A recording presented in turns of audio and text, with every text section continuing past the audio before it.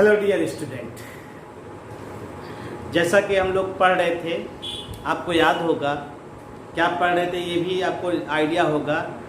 Previous lecture में हम लोगों ने पढ़ा था डाइपोल मोमेंट के बारे। डाइपोल मोमेंट क्या होता है, डाइपोल मोमेंट को हम लोग कैसे डिफाइन करते हैं, इस सारी चीज़ें हमने आपको बताया था। लेकिन आज हम लोग स्टार्ट करेंगे डाइपोल मोमेंट पॉलीएटॉमिक मॉलिक्यूल्स का।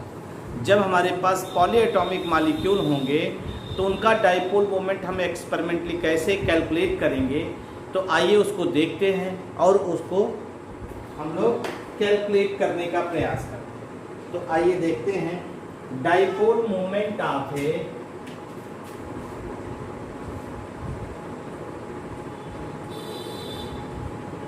Dipole moment of a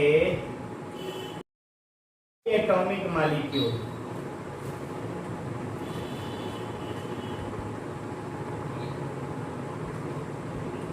dipole moment हम लोग पॉलीएटॉमिक मॉलिक्यूल का ऑब्जर्व करेंगे।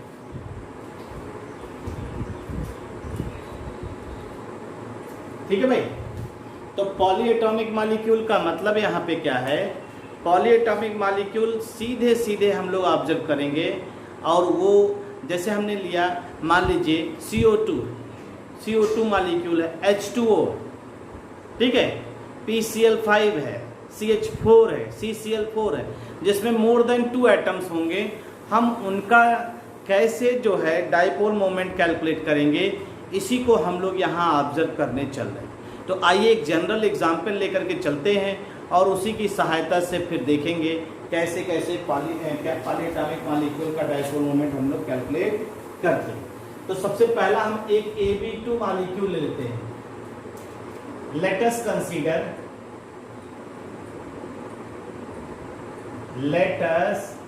Consider a general molecule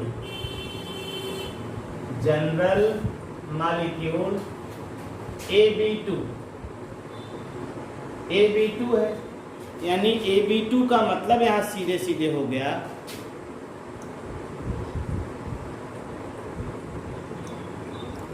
Ab2 का सीधे सीधे मतलब हो गया मीन्स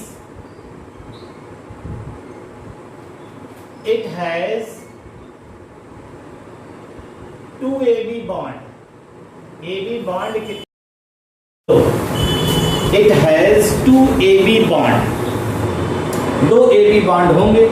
ठीक, अगर हम लोग सीधी सीधी चर्चा करें, आप जानते हैं हर AB बॉन्ड का, every AB bond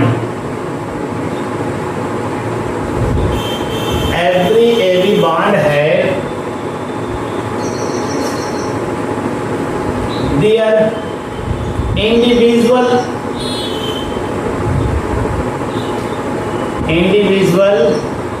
bond moment,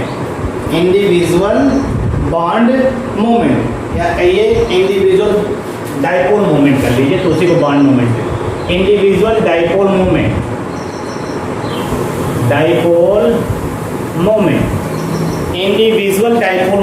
हर एटम्स का, हर बॉन्ड का अपना इंडिविजुअल क्या होगा, इंडिविजुअल डाइपोल मोमेंट होगा, that is called bond moment.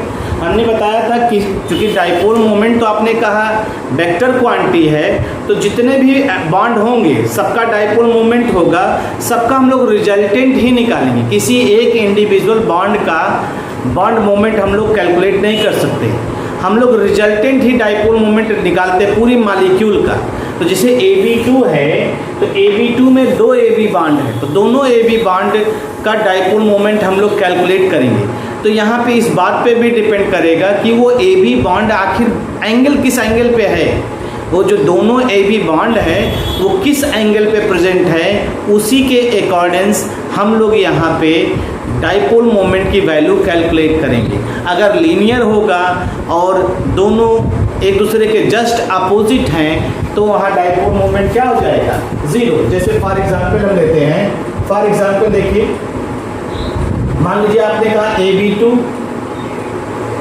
इसका एग्जाम्पल क्या हो सकता है, आपका हो सकता है BeCl2, BeF2, सब हो सकते हैं ना। इनका डाइपोल मोमेंट 0 आएगा। क्यों? क्योंकि ये लीनियरली प्रेजेंट होते हैं, लीनियर अरेंजमेंट शो करेंगे। और जब लीनियर अरेंजमेंट शो करेंगे तो आप CO2 भी ले लीजिए, CO2, ठीक, CO2 को भी ले सकते हैं। तो ये लीनियर अरेंजमेंट शो करेंगे, इनका डाइपोल मोमेंट 0 आएगा। और ऐसे मॉलिक्यूल जो होंगे आपके नॉन पोलर मॉलिक्यूल होंगे, ये ध्यान रखिएगा, नॉन पोलर मॉलिक्यूल होंगे। यानी इनका इंडिविजुअल यानी BeCl हैव बॉन्ड मोमेंट, इनका अपना बॉन्ड मोमेंट होगा।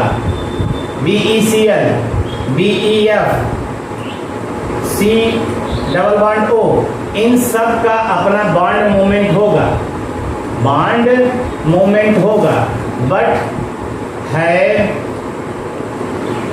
0 डाइपोल मोमेंट, बट है 0 डाइपोल मोमेंट। इनका डाइपोल मोमेंट क्या होगा? 0। क्यों? क्योंकि जो बॉन्ड्स होते हैं ये सारे बॉन्ड लीनियर अरेंजमेंट होगा। तो अगर आप इसको देखेंगे तो देखिए BeCl, इलेक्ट्रोनिगेटिव एटम कौन सा इसमें है? इसमें इलेक्ट्रोनिगेटिव एटम जो है वो Cl का, Cl है। तो ये वाला बॉन्ड मोमेंट कैसे भागेगा? ये वाला बॉन्ड मोमेंट किधर जाएगा? ये तो यहाँ पे इसका म्यू नेट हमने बताया ना, दोनों अपोजिट डायरेक्शन में ऑपरेट हो रहा है, 0 हो जाएगा। ऐसे BeF का है, ऐसे BeF का है, इलेक्ट्रोनिगेटिव एटम की तरफ मूव करता है, आपको बताया था हमने। ये जो इलेक्ट्रोनिगेटिव तो म्यू नेट इसका क्या हो जाएगा? 0 हो जाएगा।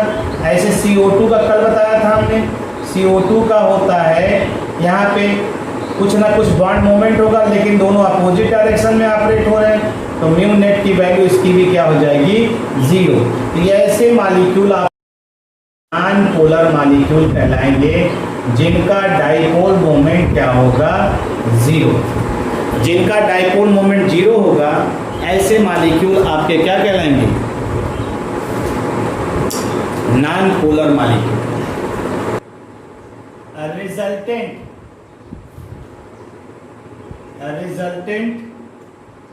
of the different bond moments of the different bond moments,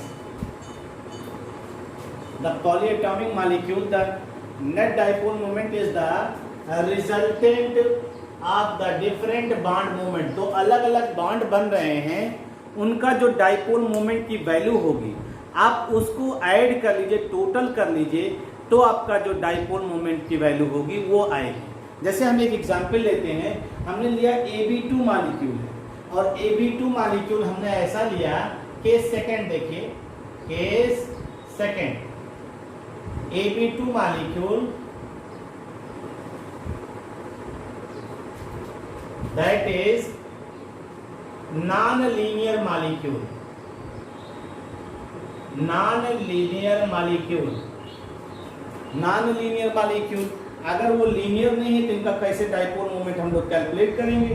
तो डाइपोल मोमेंट की बात करते हैं तो हमें ये पता होना चाहिए कि जो रिजल्टेंट विल किस पे डिपेंड करेगा।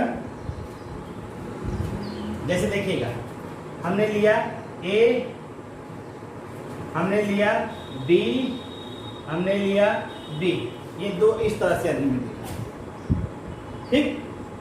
और आपका जो है ये मान लिया हमने B कोई एंगल बना रहा है, ये कोई एंगल से दिखा दीजिए,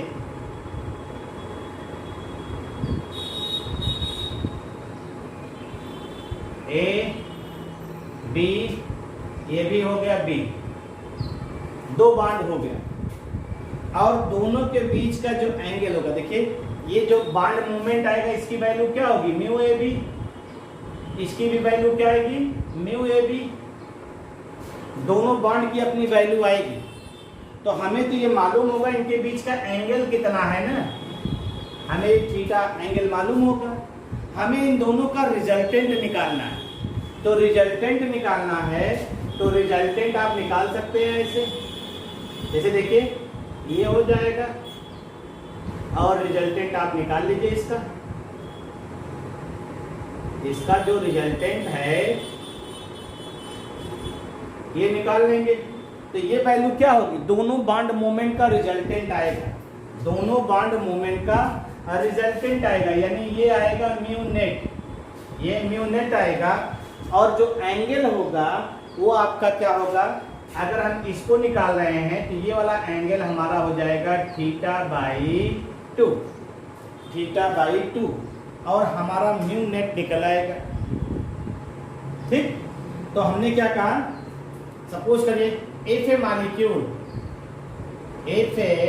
मालिक्यूल, अगर हम कोई मालिक्यूल ले रहे हैं, ठीक, Ab2 contains 2 bond, AB contains 2 bond AB at an angle of theta, at an angle of theta, and mu AB is the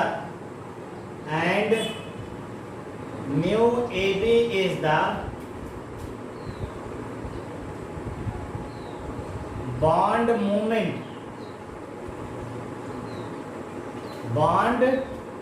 moment या वैल्यू ऑफ बॉन्ड मोमेंट कर लीजिए, value of bond moment of each AB bond, each AB bond अगर हम मान लें, ठीक, then the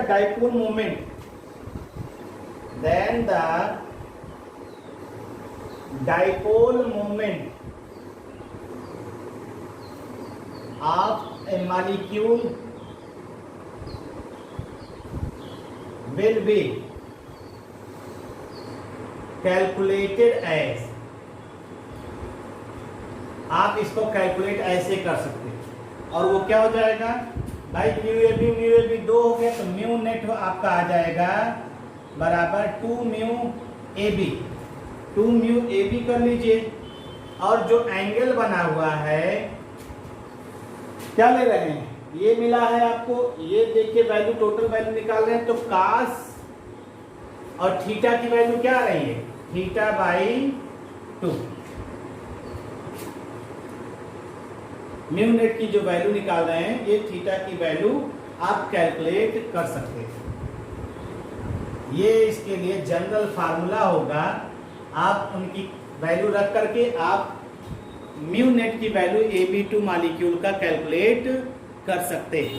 देख लीजिए, लिख दे रहे एक line, for ABC molecule, for ABC molecule यानी तीनों एटम्स अलग हो गए, तीनों एटम्स अलग हो गए। इसमें कौन सा बना रहा है, AB and AC, AB and AC bond are formed, AB and AC bond are formed,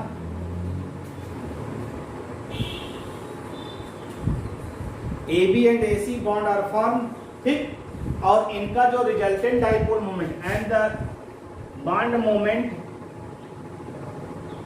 जो बॉन्ड मोमेंट हम लोग ले रहे हैं क्या होगा, वो bond moment is μ1 and μ2, μ1 and μ2 है, μ1 and μ2 है। और मान लीजिए एंगल जो है, एंड एंगल मान लिया हमने, यहाँ पे क्या बना रहे हैं, angle between AC and AB and AC is theta मान लिया, एंगल जो बना रहे हैं वो थीटा मान लिया, तब क्या आएगा, तब इनकी वैल्यू क्या आएगी, देखिए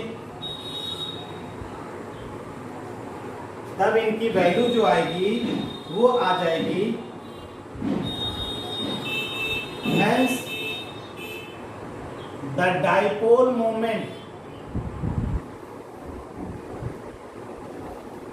moment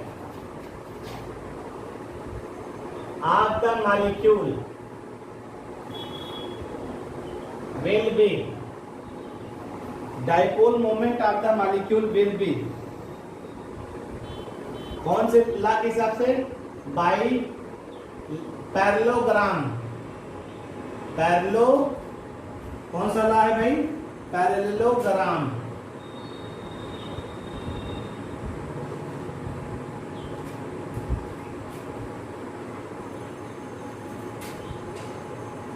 will be given by,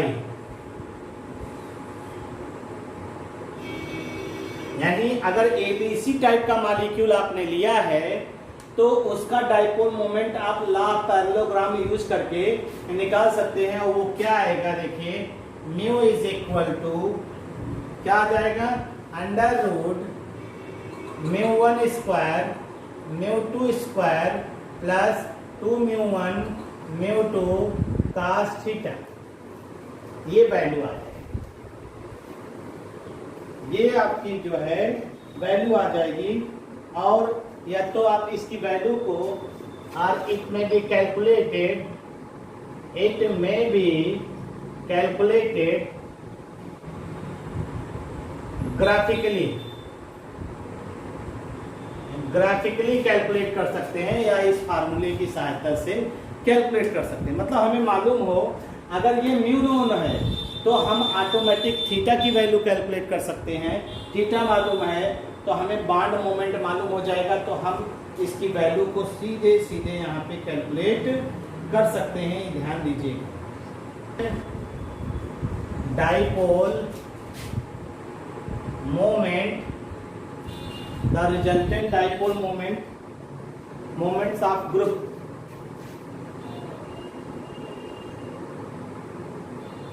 like NO2, like NO2, NH2, NH2, NO2, NH2, CH3, etc. ठीक है, इनका भी हैव आल्सो रिपोर्टेड,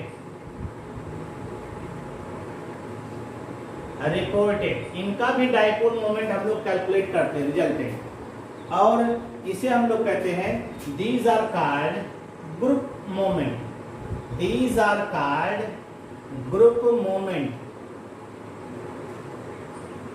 जो डाइपोल मोमेंट है उसको हम लोग क्या कहेंगे? ग्रुप मोमेंट है। ठीक है, group moments.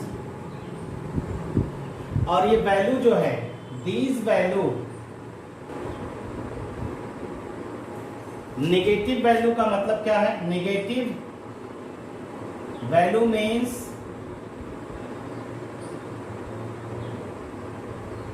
Group is more electronegative. अगर नेगेटिव में आ रहा है तो इसका मतलब है ये जिससे जुड़ा हो उससे ज्यादा इलेक्ट्रोनेगेटिव ये ग्रुप है, इलेक्ट्रॉन विड्रॉइंग ग्रुप की तरह एक्ट कर रहा है। और पॉजिटिव वैल्यू क्या इंडिकेट कर रहा है? Group is more electropositive, electropositive, group is more electropositive, या कहिए less electropositive, less electronegative, or less electronegative then, जिससे जुड़ा किससे है? एल्किल या aryl, then alkyl or aryl group. ये ध्यान दीजिएगा। तो पॉजिटिव और नेगेटिव वैल्यू से यही मतलब निकालिएगा कि ये जब NO2 ग्रुप एल्किल ग्रुप के साथ जुड़ा है तो ज्यादा यानी अपनी तरफ इलेक्ट्रॉन खींचेगा। जैसे देखिए CH3 और NO2 ये जुड़ा हुआ है तो इलेक्ट्रॉन इधर भागेगा, AR NO2 इलेक्ट्रॉन इधर भागेगा। ठीक है, इलेक्ट्रॉन इधर भागेगा।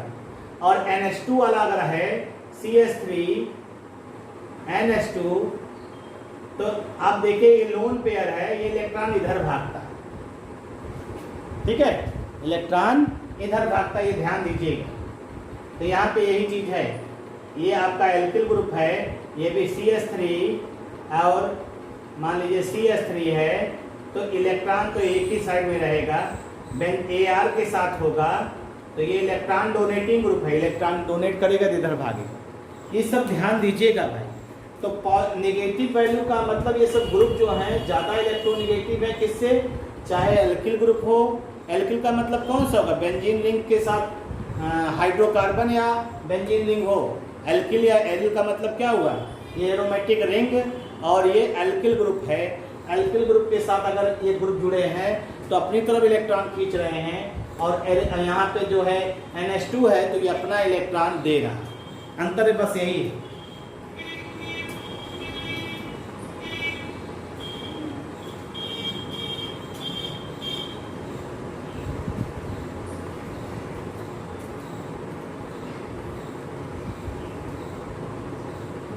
उनका डाइपोल मोमेंट जो होगा वो 0 होगा। जैसे देखिए बता चुके ही हैं, BeF2, BeCl2, CO2, CS2 etc. have dipole moment 0। ठीक है, लेकिन नॉन लीनियर मॉलिक्यूल की बात की, इसको तो बता दिया था। नॉन लीनियर मॉलिक्यूल की बात करें, लाइक H2O, तो इनका डाइपोल मोमेंट जो होता है डज नॉट इक्वल टू 0। इनका dipole moment does not equal to 0। कैसे, हमने आपको बताया था ये नॉन लीनियर होते हैं तो इनका जो एंगल होता है, देखिए ये है H और H, इनके पास क्या होता है, लोन पेयर, ये लोन पेयर होता है। तो आप जानते हैं हमने बताया था बॉन्ड मोमेंट, इस OH बॉन्ड का बॉन्ड मोमेंट, इस OH बॉन्ड का बॉन्ड मोमेंट कुछ ना कुछ होगा। तो हमने आपको बताया था ये एंगल है 104.5 डिग्री होता है थीटा की वैल्यू। ये अगर आप इसका बॉन्ड मोमेंट दिखाएंगे तो इस डायरेक्शन में जाएगा, इसका बॉन्ड मोमेंट दिखाते हैं तो इस डायरेक्शन में जाता है, इलेक्ट्रोनेगेटिव की तरफ। और आपको मालूम है इस लोन पेयर की वजह से भी कुछ आता है, लोन पेयर का मूवमेंट से भी पोलैरिटी आती है मॉलिक्यूल में। तो इसका जो म्यू नेट की वैल्यू आती है वो जानते हैं कितना आता है, 1.85 डिवाइड। अब हम चूंकि वैल्यू याद है तो हम लिख दे रहे हैं। तो ये कैसा होगा, ये जो है mu does not equal to 0, इसलिए H2O मॉलिक्यूल को हम लोग क्या कहेंगे, पोलर मॉलिक्यूल कहेंगे। H2O मॉलिक्यूल को हम लोग पोलर मॉलिक्यूल कहेंगे, ध्यान दीजिएगा। और आप जानते हैं एक क्वेश्चन भी पूछा है कि ये नॉन लीनियर है ना, अब CO2 भी ट्राई एटॉमिक है और H2O भी ट्राई एटॉमिक है, लेकिन CO2 का डाइपोल मोमेंट जो है 0 होता है और H2O का डाइपोल मोमेंट 0 नहीं होता। तो आप बताएंगे CO2 कैसा मॉलिक्यूल है, लीनियर, और H2O कैसा मॉलिक्यूल है, नॉन लीनियर। दोनों का आर्गुमेंट अलग अलग होगा, चूंकि वेक्टर ये जो है आपका क्या होगा, म्यू OH होगा, ये क्या होगा, म्यू OH होगा, और ये क्या होगा, म्यू नेट होगा। तो जो नेट की वैल्यू आएगी वो इन दोनों का रिजल्टेंट होगा, और रिजल्टेंट जो है वो कितना आता, 1.85 डिवाइड। अब ये कैलकुलेशन हम नहीं बता रहे हैं क्योंकि हम डायरेक्ट वैल्यू ले रहे हैं आपको समझाने के लिए है। और ये लीनियर होता है, और लीनियर कल बताया, अभी बताया था इससे पहले, दोनों एक दूसरे के अपोजिट हो जाते हैं, और अपोजिट होने की वजह से इनका नेट डाइपोल मोमेंट क्या आएगा, 0 हो जाएगा। तो ये नॉन पोलर हो जाते हैं और ये पोलर हो जाते हैं। एक एग्जाम्पल, ये कुछ एग्जाम्पल बता दें तो आपका ये हो जाए।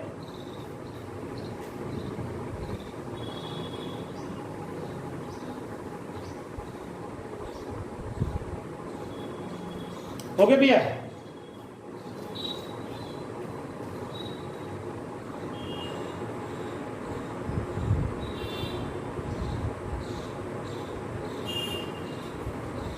टेट्रा एटॉमिक मॉलिक्यूल लेते हैं, एक पहला हो गया, दूसरा for tetra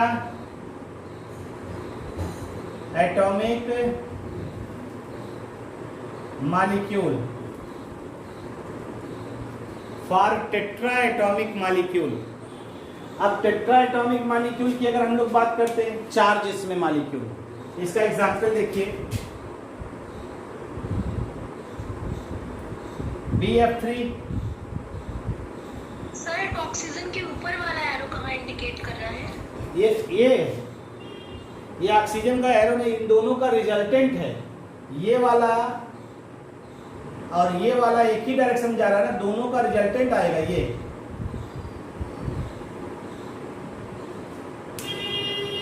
yes sir. BF3, NH3 और NF3 ये है। इनका जो डाइपोल मोमेंट अगर हम लोग देखें तो इनका डाइपोल मोमेंट देखिए, हटा रहे हैं इसको,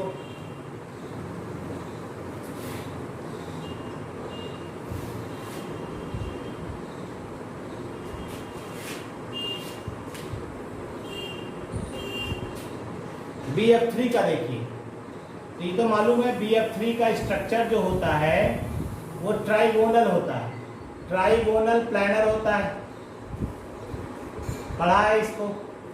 ट्राइगोनल का मतलब ये हो गया BF,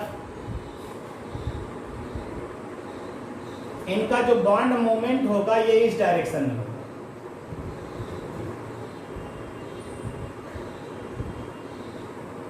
ये हो गया, तो इनका जो रिजल्टेंट आएगा इस डायरेक्शन में देखिए, और ये इनका जो रिजल्टेंट आ रहा है, ये रिजल्टेंट म्यू नेट की वैल्यू जो होगी वो क्या हो जाएगी, 0 हो जाएगी। यानी BF3 का जो है डाइपोल मोमेंट 0 आएगा म्यू नेट, इसलिए इसे हम लोग नॉन पोलर मॉलिक्यूल कहेंगे। और जो BF3 का एंगल होता है, अब मालूम है 120 डिग्री है। BF3 में जो एंगल होता है वो कितना होता है, 120 डिग्री होता है।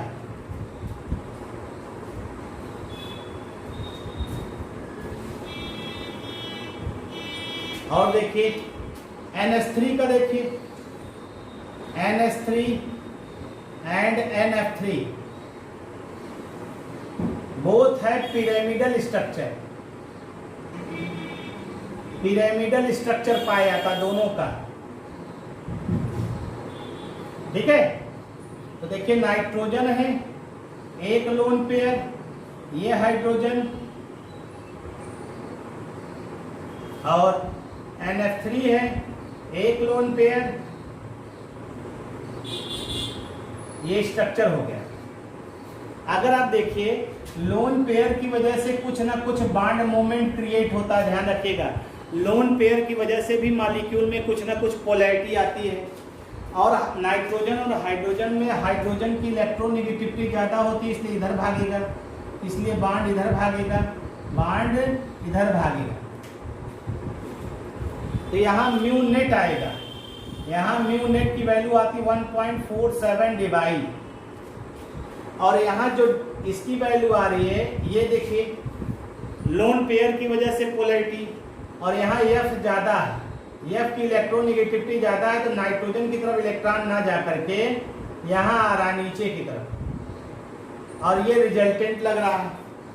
अब इसका रिजल्टेंट अगर देखेंगे तो इसकी ये कुछ ना कुछ वैल्यू इसकी कम कर देता है, और इसका जो म्यू नेट की वैल्यू आती है वो 0.24 डिवाइड आती है। यानी लोन पेयर की वजह से जो बॉन्ड मोमेंट क्रिएट होगा और NF बॉन्ड की वजह से जो बॉन्ड मोमेंट क्रिएट होगा, दोनों का जो रिजल्टेंट आएगा वो क्या हो जाएगा, वो कैंसिल आउट हो जाएगा, और जब कैंसिल आउट हो जाएगा तो कुछ ना कुछ वैल्यू कम हो जाएगी, और वो वैल्यू कम होने पे कितनी हो जा रही है, 0.24 divide. One atom is out of plane, out of plane, one atom is lies out of plane,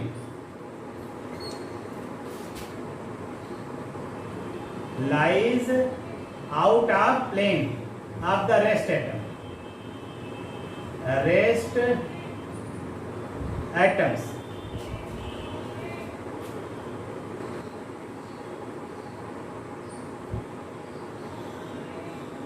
geometry, symmetrical geometry show करते हैं और regular geometry.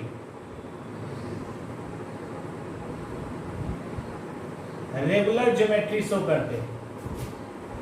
Hence, each bond moment cancel out. Each bond moment cancel out. तो mu net की value जो होगी वो 0, और ये सब के सब होंगे non polar molecule,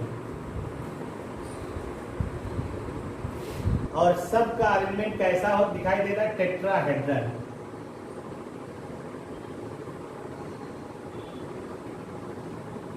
tetrahedral geometry है इसका। जैसे देखिए सी एच, बॉन्ड एंगल कितना होगा? 109 डिग्री 28 मिनट। इनका म्यू नेट जो होगा वो 0, म्यू नेट जो होगा वो 0। म्यू नेट इनका क्या होगा? 0।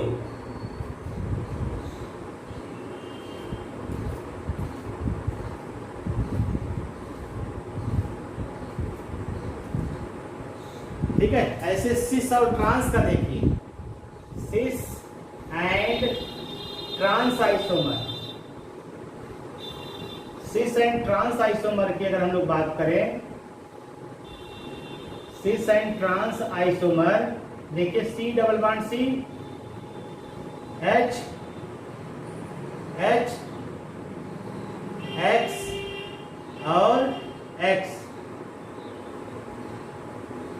अगर आप देखिए तो यहां पे देखिए ये सिस फॉर्म है, और अगर ट्रांस इसी का बनाएं तो ट्रांस देखिएगा इसी का सी सी, एक्स यहां कर दीजिए, एच यहां कर दीजिए, एच यहां कर दीजिए, एक्स यहां कर दीजिए, ये ऐसे हो जाए, ये ट्रांस हो गया। तो देखिए यहाँ पे x को मान लीजिए कोई भी इलेक्ट्रोनेगेटिव एटम, x को हमने मान लिया इलेक्ट्रोनेगेटिव एटम मान लिया है, तो ये बॉन्ड मोमेंट आएगा इसका इस डायरेक्शन में, इसका इस डायरेक्शन में। तो म्यू नेट की वैल्यू जो होगी, म्यू नेट की वैल्यू जो होगी, जो भी म्यू नेट की वैल्यू होगी यहाँ पे, mu net does not equal to 0 आएगा, और यहाँ पे क्या आएगा? ये हुआ और ये हुआ, तो जो म्यू नेट है वो इक्वल टू 0 आएगा, क्योंकि इक्वल मैग्नीट्यूड वाला दोनों अपोजिट डायरेक्शन में, तो दोनों एक दूसरे को कैंसिल आउट कर देंगे, और कैंसिल आउट कर देंगे तो सिस और ट्रांस वाले में इनका डाइपोल मोमेंट ऑटोमेटिक क्या हो जाएगा? 0 हो जाएगा।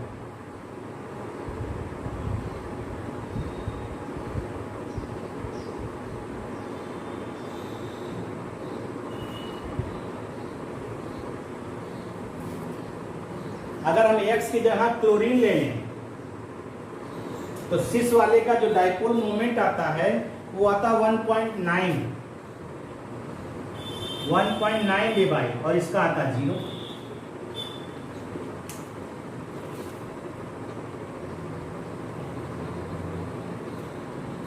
अगर मान लीजिए इन calculating ortho Meta para isomer का, आर्थो मेटा पैरा आइसोमर का कैलकुलेशन अगर दिखाएं तो कैसे कैलकुलेट करेंगे? देखिए मान लीजिए ये है हेक्सागन है, ठीक है, हेक्सागन है, तो ये बेंजीन हेक्सागन है, एक रेगुलर ज्योमेट्री शो कर रहा है, सिमेट्रिकल है, तो इसका डाइपोल मोमेंट हमेशा क्या होगा? 0 होगा। यहाँ पे एक रिंग बना दीजिए, बेंजीन रेगुलर हेक्सागन शो करेगा जिसकी 0 होगा, लेकिन अगर इसी का आर्थो आइसोमर दिखा दीजिए एक्स एक्स, ये तो ये कैंसिल कर रहा है इसको, ये कैंसिल कर रहा है इसको, इसका डाइपोल मोमेंट भी क्या होगा, 0। ये पैरा आइसोमर है। आर्थो का देखिए,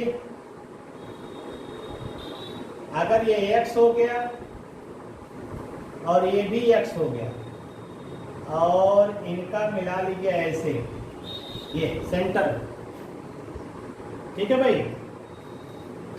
तो इनका अगर मिलाएंगे सेंटर तो आप देखिए कैसे आ रहा है, ये और ये कितना एंगल बना रहे पता चल ही जा रहा है, और ये x है, ये x है, तो इनका रिजल्टेंट हो जाएगा, देखिए ये तो इनका रिजल्टेंट हम लोग कैलकुलेट कर सकते हैं, ठीक है भाई। तो जैसे ये वैल्यू कितनी होगी, 60 डिग्री,